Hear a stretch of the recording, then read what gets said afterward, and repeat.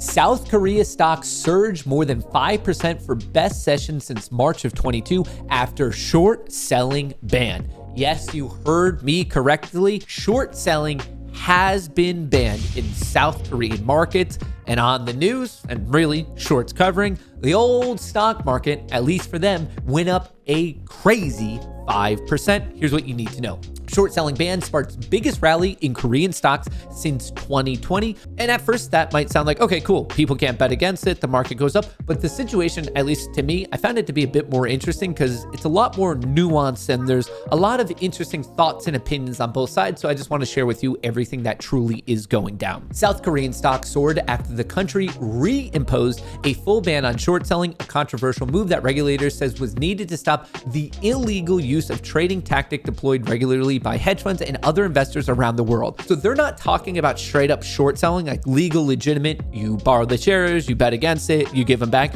They're actually targeting naked short selling. And to target that, they got rid of the whole practice for the time being to isolate what's going on in an illegal, illicit manner. So they've done this before. And actually in the US, it's happened before. Back in 2008, there was a temporary ban. Since then, it's been reinstituted. The nearly 8-month ban may help appease retail investors who have complained about the impact of shorting the selling of borrowed shares by institutional investors ahead of elections in April, several market watchers said. However, it could deter participation by foreign funds in the 1.7 trillion equity market and complicate Korea's bid to seek a developed market status in the MSCI indexes. So the fact that they're doing this, it seems like it's pretty political. You have a lot of retail traders who are campaigning for this exact thing to happen. Their political season is coming up. So it seems like you might be doing it to garner some votes. It's a temporary ban. This is not permanent.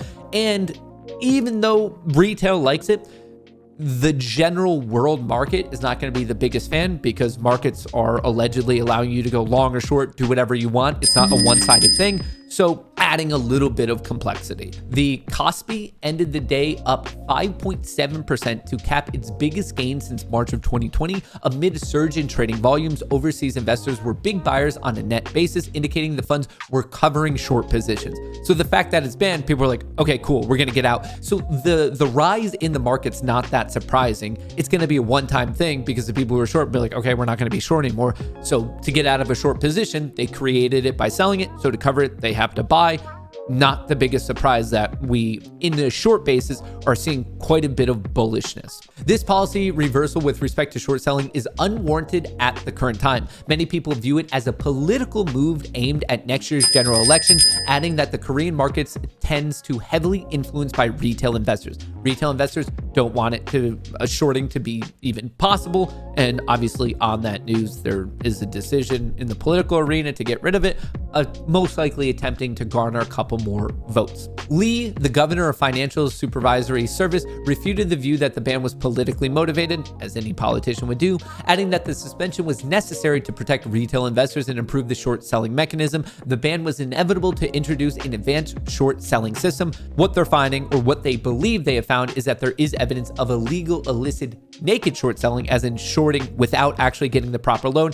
And that's what they're arguing they're getting rid of. And if that is truly what they're attempting to do, or an issue that they're trying to fix, well, of course I'm going to support that because it's an illegal, illicit practice that shouldn't be going on anyway. The latest ban is unusual as authorities are comprehensively prohibiting short selling at a time when there is no major external risk, according to people within the South Korean market, like in terms of the regulators. So there's a lot of the he said, she said, there's a lot of opinions on it.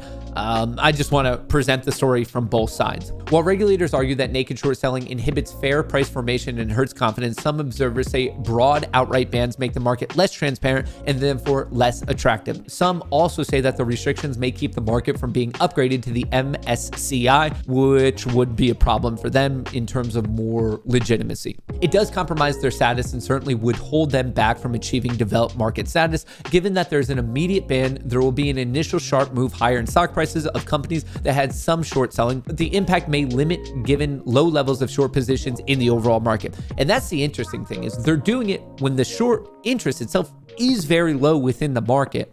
So a couple factors to consider. There is a possibility that international investors may lose trust and the opportunity in the Korean market. Without the ability for investors to express a view that markets and individual stocks are quote unquote mispriced to the upside, stock markets lose longer term credibility on the world stage. So like many things in life, this is the trade-off. It seems like on the whole, if we believe them that they're doing it for just to get rid of naked short selling, figure it out, impose a new system that better catches it, okay, I'm above board for that one. Like, I like that. If, however, it's just a political move to get votes and then they bring it back and they're literally doing it when there isn't that issue there anyway, I don't know. I'm not by any means an expert on the South Korean market structure or mechanics. That seems a little bit messed up because then, once again, they're potentially sacrificing the credibility to become a larger player in the global scale of markets. So interesting sides to this whole story. Breaking news over the weekend. Obviously, the initial reaction was very bullish because shorts were covering. Will it continue? Not because of shorts. The action might keep going to the upside, but that would be because of something else. So just want to share everything going down in South Korea and the short seller ban that is, as of now, temporary, but we'll see what plays out in the long term.